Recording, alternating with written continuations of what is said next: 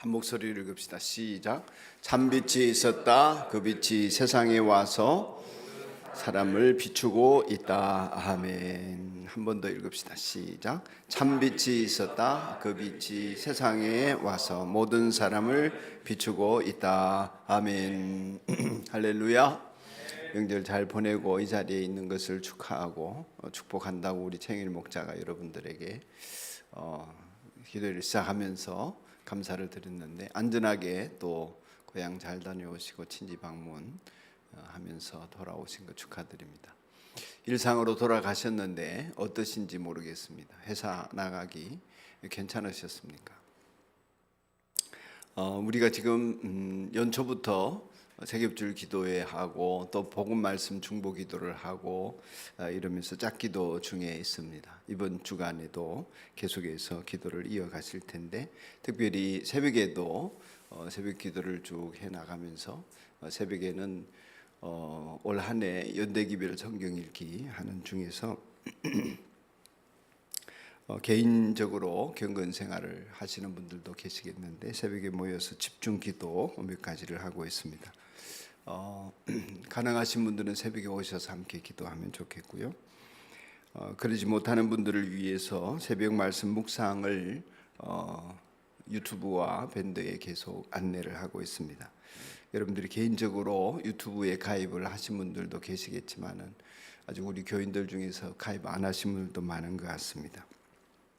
목장이나 주변 사람들에게 가입도 권유해 주시고 링크도 공유해 주시고, 제 지금 현재 마음 같아서는 매일 산돌교회 TV에다가 우리 읽는 연대기별 성경 읽기 중에서 말씀 묵상 내용을 올렸으면 좋겠는데 가능할지는 모르겠습니다. 기술적으로나 또 제가 여건이 가능할지 모르겠는데 현재로서는 매일 올리고 있습니다. 그래서 구독 신청하시고 또 주변 사람들에게 워낙 설교가 많지 않습니까?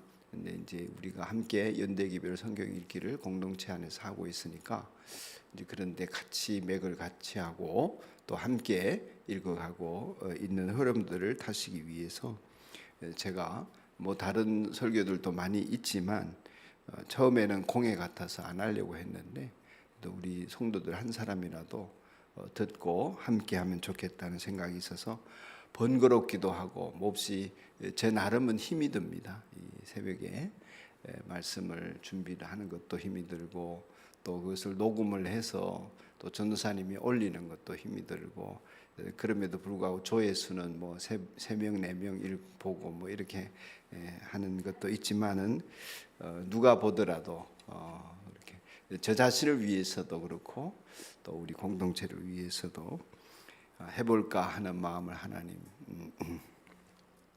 용기를 주셔서 그렇게 하고 있습니다.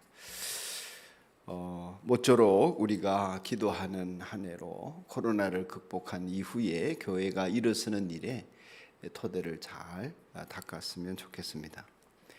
지난주에 주일 말씀을 전하면서 많은 분들이 못 들으셨지만은 모든 인생이 어둠 속에 갇혀 죽어가고 있다, 그런 얘기를 했습니다.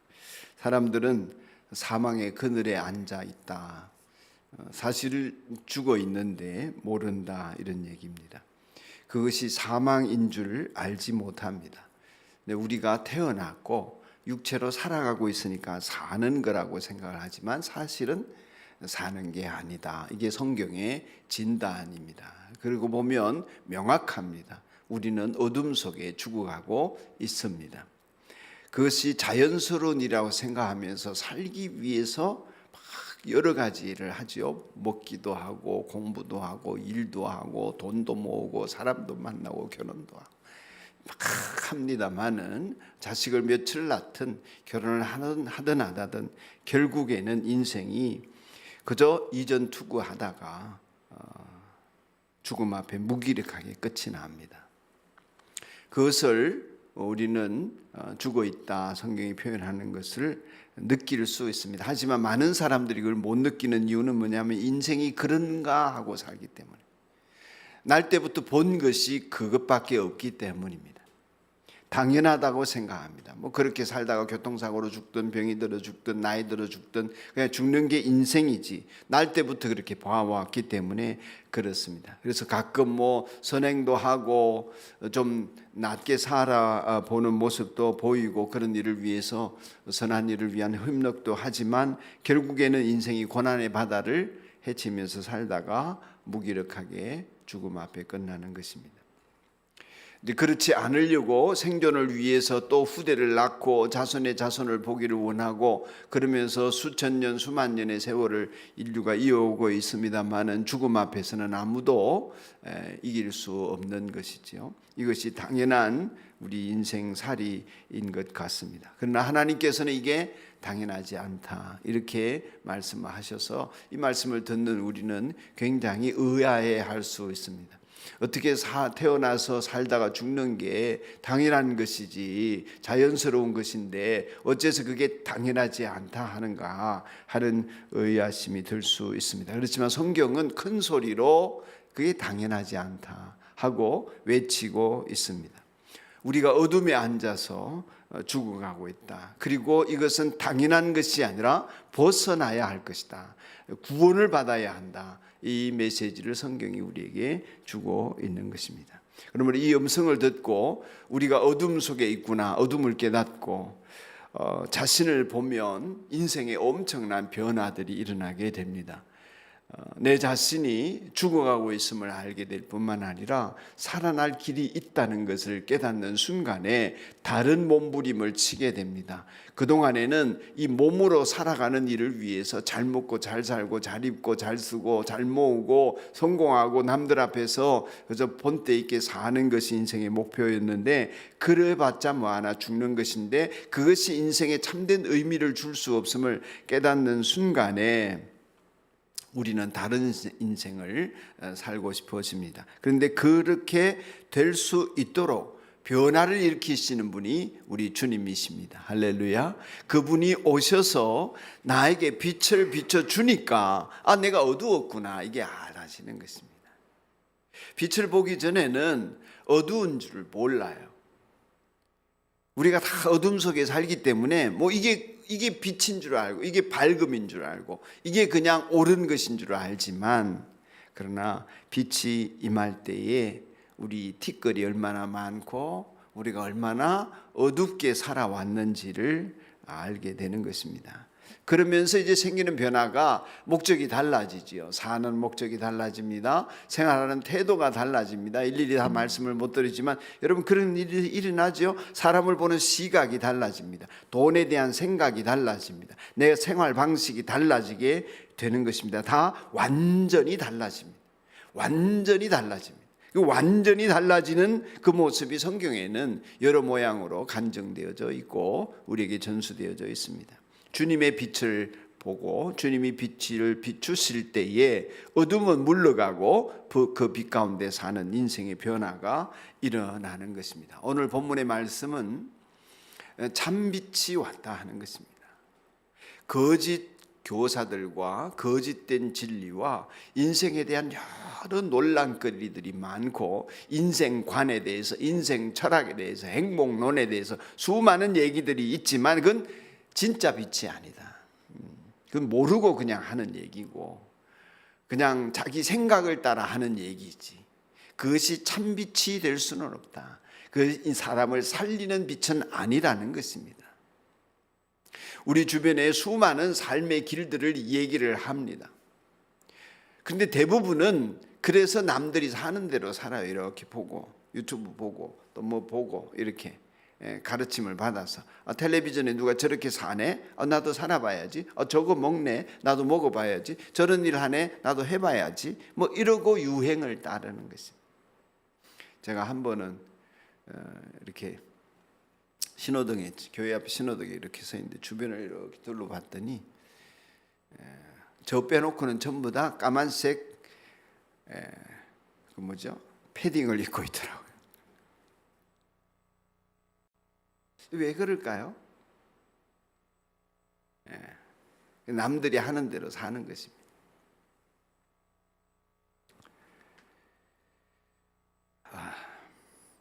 그래서 너무 슬퍼요. 제가 늙어서 그런지 죄송합니다, 김현민 목사님.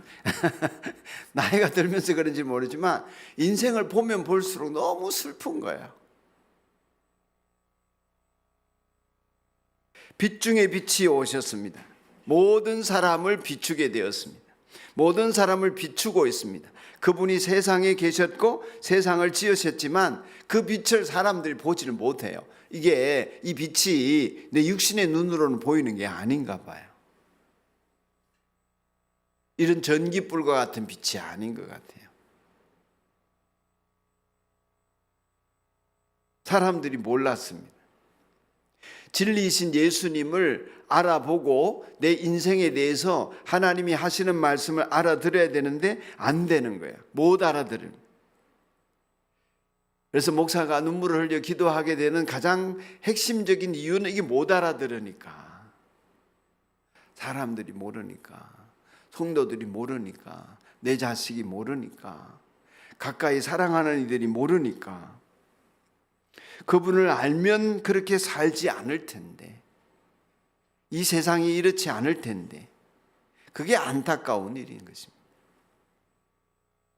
그러니까 예수님을 십자가에 못 박아 죽이면서도 모르는 거예요. 우리가 옳은 일을 한다 이렇게 생각해요. 교회에 불을 지르면서도 모르는 거예요. 우리가 선한 일을 한다. 예수 믿는 사람을 바울이 되기 전에 그 사울로서 예수 믿는 사람을 죽이면서 우리 너무 옳은 일을 한다. 그러니 부활도 모르고 이 세상을 이끄시는 하나님의 섭리도 모르고 예수님이 다시 세상에 오셔도 모르는 거예요. 예수님이 오셔도 모를 거예요. 그 진리를 옆에 두고도 모르는 것입니다. 왜 그렇습니까? 오늘 새벽에도 그런 말씀을 드렸습니다마는 자기가 목적이니까. 내가 사는 게 목적이고 내가 잘 되는 게 목적이니까 그게 그 목적이 성취되어져도 결국엔 죽음을 못 벗어나고 어둠을 못 벗어나는데도 불구하고 자기가 목적이니까 인생살이에 있어서 결국 진리를 외면한 삶을 살 수밖에 없는 것이다. 세상에 와서 모든 사람을 비추는 빛이 있었다. 이게 너무 놀라운 메시지인 거죠. 우리가 어둠을 벗어날 수 있게 주님이 하셨다 하는 것입니다. 여러분에게 믿음의 눈을 들어서 이 빛을 보게 되기를 축복합니다. 그리고 그 빛 가운데 사는 삶의 그 찬란함과 그 황홀함을 여러분이 온 인격으로, 온 삶으로 경험하고 이전의 삶이 너무너무 초라해 보이고 거기에서 다시는 저기로 들어가지 않겠다고 하는 그런 마음의 이 느낌이 오셔야 합니다. 그래서 바울 사도도 자기가 요즘 말로 치면은 정말 요즘 바울 사도가 있었다면 최고의 학자죠. 정말 인플루언서 중에 인플루언서죠. 오피니언 리더인데다가 그런 사람이잖아요. 명문가 출신에. 그렇지만 그가 그것을 배설물로 여겼단 말이죠. 그 이유가 있을 거 아니에요. 사람들이 그렇게 좋아하는 것을 자기는 배설물로 여겼다면 그렇게밖에 안 되는 거예요. 주님 안에서 그 빛을 보고 나니까 그건 그렇게 하기에 마땅한 것이다. 이렇게 여겨져서 후회도 없이 주저함도 없이 그런 그 길을 예수님 만나고는 걷게 되었습니다. 여러분 로마에 가보시면 주로 들리는 데가 뭐 교황청도 들리고 또 카타콤도 가고 뭐 이렇게 유명한 관광지도 가는데 혹시라도 이제 가시면 꼭 바울의 참수 현장이 있습니다. 바울이 목배임 당한 자리가 있습니다. 바울이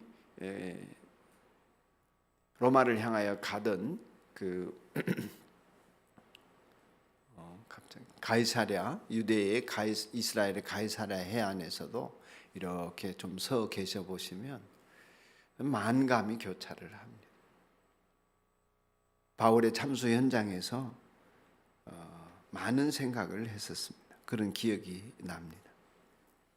왜 그랬을까요? 왜 그는 그렇게 죽어갔을까?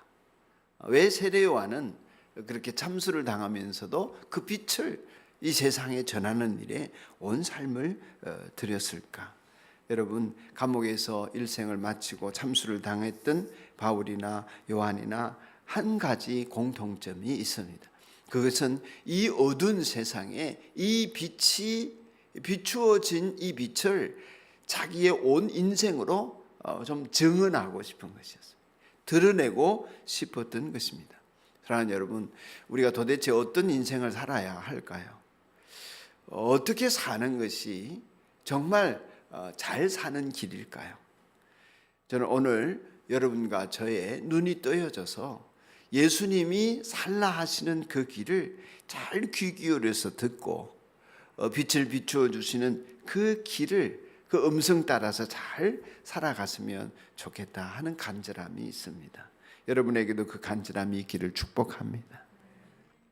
세상 사람들이 사는 길이 아니라 완전히 다르거든요. 그 빛을 본 사람은 어둠에 다닐 수가 없어요. 여러분이 만일 여전히 어둠이 좋고 세상이 좋고 죄 짓는 것이 좋고 혹은 세상에서 뭔가를 잘 자랑스럽게 살고 싶다면 여러분 안에 정말 빛이 비추어졌나 보셔야 합니다. 어둠의 일을 벗고 빛의 갑옷을 입자. 누가 그 어둠에 살고 싶겠어요? 빛의 갑옷을 입는 사람이. 빛을 본 사람이 누가 어둠에 살고 싶냐고요. 그런 일은 없거든요. 내가 진정으로 빛 가운데 사는 사람이기를 소원하고 주님 앞에 자비를 구합시다.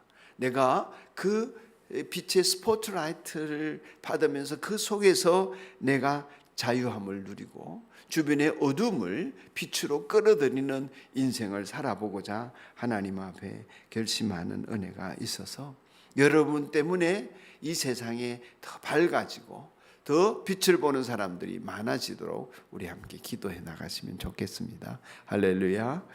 사망의 그늘에 앉아 이 주일에 불렀던 찬송인데요. 이 찬송을 부르면서 많은 분들이 우시더라고요. 왜 우셨을까요? 어둠에 갇힌 사랑하는 이들이 보였기 때문이 아닐까요? 또 자기 안에 있는 어둠을 보았기 때문이 아닐까 그런 생각이 들었습니다. 다시 한번 찬송을 부르면서 우리 수요기도에 오신 분들은 적어도 어둠을 깨달은 분들이다 그렇게 믿습니다. 아멘? 아멘. 적어도 어둠 속에서는 더 이상 머물지 않겠다 이런 마음이 드신 분이라고 생각하고 이 빛을 세상에 드러내야지 전해야지 이런 생각을 하시는 분이라고 믿습니다. 기도해야 할 줄 아는 분들이죠. 그런 마음으로 수요 기도회 때는 주로 중보 기도를 많이 하는데요. 성령 집회 때는 나 자신의 영혼을 위해 기도한다면 수요 기도회 때는 주로 중보 기도를 하는데 우리 주변에 이 죽어가는 영혼들 하나님 앞에 중보하는 마음으로 찬송을 불러보십시다.